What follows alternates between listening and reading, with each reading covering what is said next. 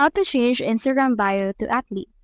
So in order to do that, what we can do is we can head over right here to our profile icon in the bottom until you can see our profile page. From in there, click on the three lines in the upper corner. Then from in there, scroll down until you can see here the option for account type or tools. So you should be able to see it around for professionals right here. Click on this account type and tools.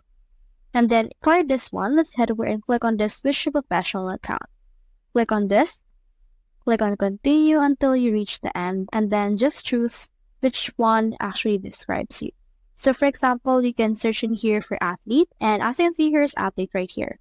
Head over and click on that. Click on done, and you can also have the option to display this on your profile if you want to as well.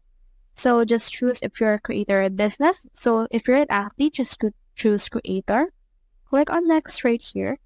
Click on OK, and then just head over and then answer these things that will appear, and then you can head over and set up your professional account right there. So let me show you my professional account, and as you can see, it's been added in here.